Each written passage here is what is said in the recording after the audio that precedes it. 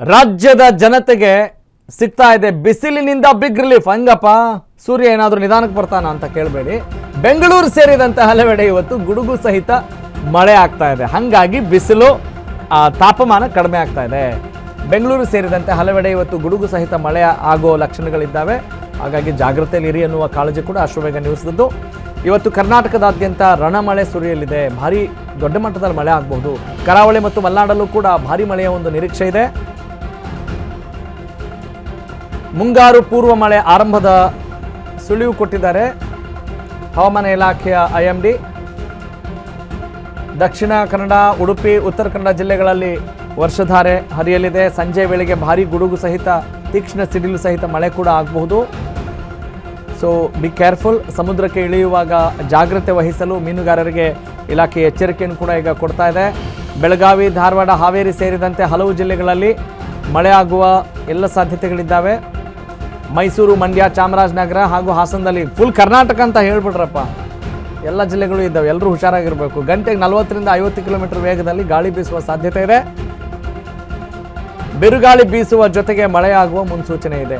ಬಿರುಗಾಳಿನೂ ಬೀಸಬಹುದು, ಜೊತೆಗೆ ಮಳೆ ಆಗುವ ಎಲ್ಲ ಲಕ್ಷಣಗಳಿದ್ದಾವೆ ಅನ್ನೋ ಮಾಹಿತಿ ಇದೆ. ಬೆಂಗಳೂರಿನಲ್ಲಿ ಸಂಜೆ ಅಥವಾ ರಾತ್ರಿ ಅವಧಿಯಲ್ಲಿ ಸಾಧಾರಣ ಮಳೆ ಸುರಿಬಹುದು. But still be careful. ಭಾರತೀಯ ಹವಾಮಾನ ಇಲಾಖೆಯ ಒಂದು ಮುನ್ಸೂಚನೆ. ಹಾಗಾಗಿ ಆ ಸೂಚನೆಯನ್ನು ಗಮನದಲ್ಲಿಟ್ಕೊಳ್ಳೋಣ. ಅಫ್ಕೋರ್ಸ್ ಬಿಸಿಲಿದ್ದಾಗ ಮಳೆ ಬೇಕು ಅಂತ ಅನಿಸುತ್ತೆ. ಕಂಪ್ಲೀಟಾಗಿ ಮಳೆ ಇದ್ದಾಗ ಒಂದು ಸ್ವಲ್ಪ ಬಿಸಿಲಿದ್ರೆ ಚೆನ್ನಾಗಿರುತ್ತೆ ಅಂತ ಅನಿಸುತ್ತೆ. ಆದರೆ ಪ್ರಕೃತಿ ಏನು ಮಾಡಬೇಕು ಅದನ್ನು ಮಾಡ್ತಾ ಇರುತ್ತೆ. ಎಚ್ಚರಿಕೆಯಲ್ಲಿರೋ ಜವಾಬ್ದಾರಿ ನಮ್ಮದಿರುತ್ತೆ. ಯಾಕಂತ ಹೇಳಿದ್ರೆ ಕಳೆದ ಬಾರಿ ಅವಾಂತರಗಳನ್ನು ನಾವು ನೋಡಿದ್ದೀವಿ ಅಲ್ವಾ. ಯಾರೊಬ್ರಿಗೂ ಕೂಡ ಹಾನಿ ಆಗಬಾರ್ದು.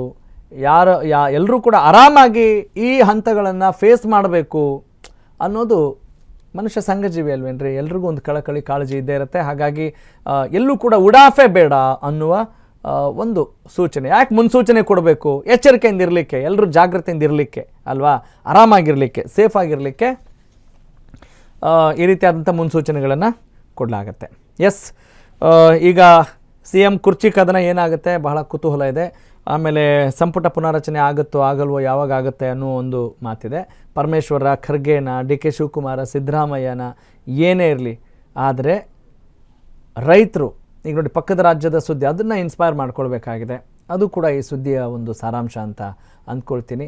ಈ ಜಟಾಪಟಿಯ ಜೊತೆಗೆ ರಾಜಕೀಯ ಅನ್ನೋದು ಮನೋರಂಜನೆ ಆಗ್ತಾ ಇದೆ. ಅದನ್ನು ಹೊಡೆದೋಡಿಸುವಂಥ ಶಕ್ತಿ ಯಾರಿಗಿದೆ ಅಂತ ಹೇಳಿದರೆ ಅದು ನಿಮಗಿದೆ ಅಂತ ನಾನು ಪ್ರತಿ ಬುಲೆಟಿನಲ್ಲೂ ಕೂಡ ಹೇಳ್ತಾ ಇರ್ತೀನಿ. ಹಾಗಾಗಿ ಅದನ್ನು ನಾವು ಎಲ್ಲರೂ ಜವಾಬ್ದಾರಿಯಿಂದ ನಿಭಾಯಿಸೋಣ ಅಂತ ಹೇಳ್ತಾ